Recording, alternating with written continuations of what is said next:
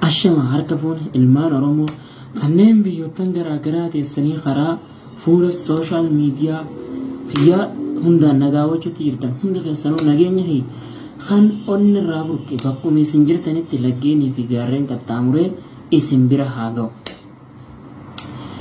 Kan sagantaa tana isin biraan ga'u Rooba Ahmadii kan isin daawwachuutti jirtan Oromiyaa HD 11.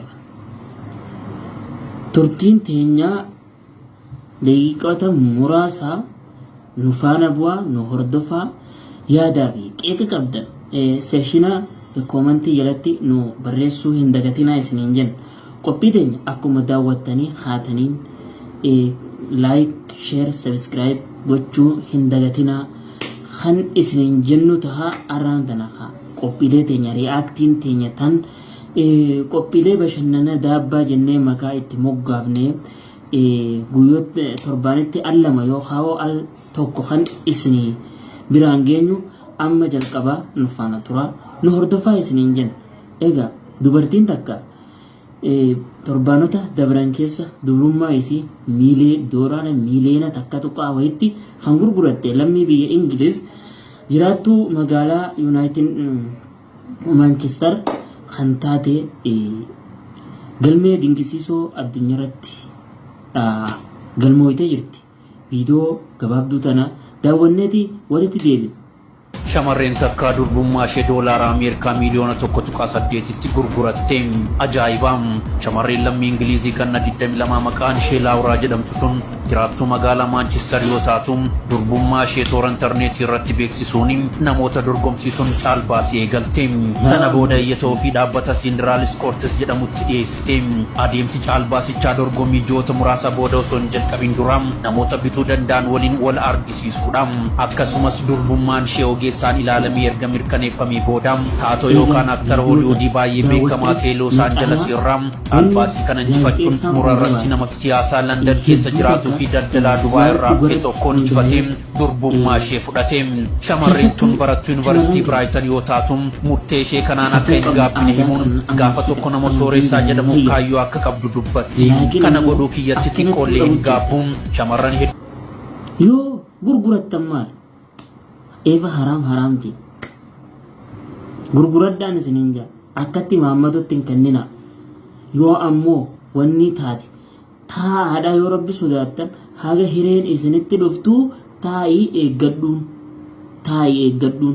anaasittiin xinxalaa dhimma muddii gadi eemee viidiyoo itti aantu daawwanne walitti deemina.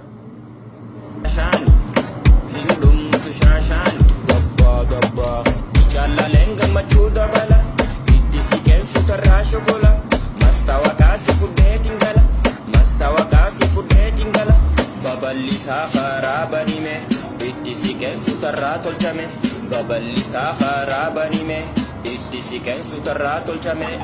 Egaa daawwanne walitti deebina.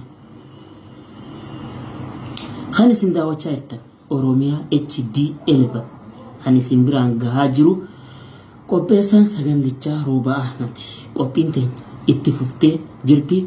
Nu faana bu'aa nu hordofaan dhaamsa Oromiyaa HD 11 Oromiyaa HD 11 wanni isinirraa eeggatu like, subscribe, share gochuu qofaa.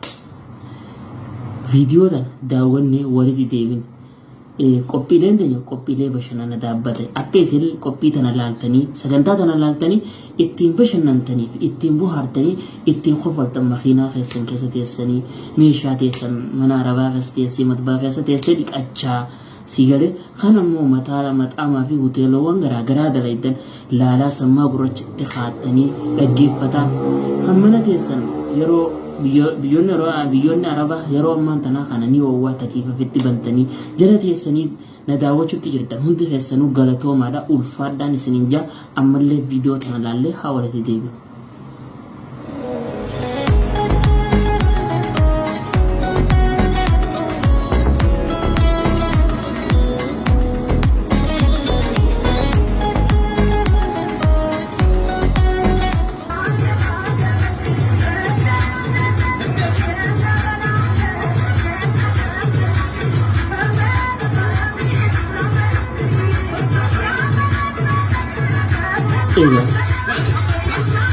akkana jechuudha.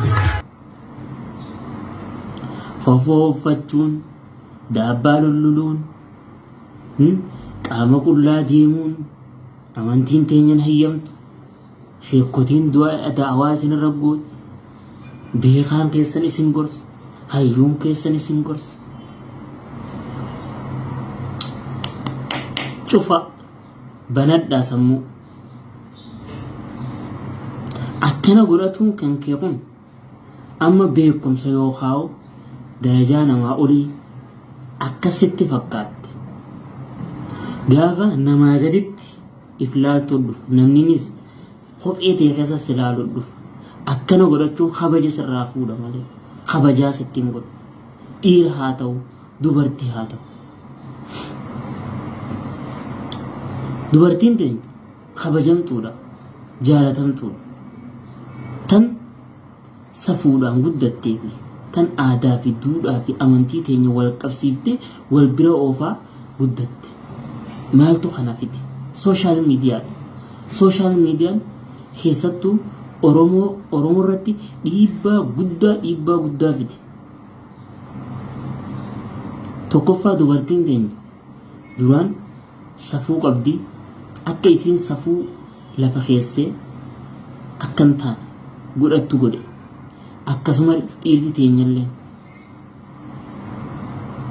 Kanaafuu of eeggataa hayaanuu dhaamsa keessa.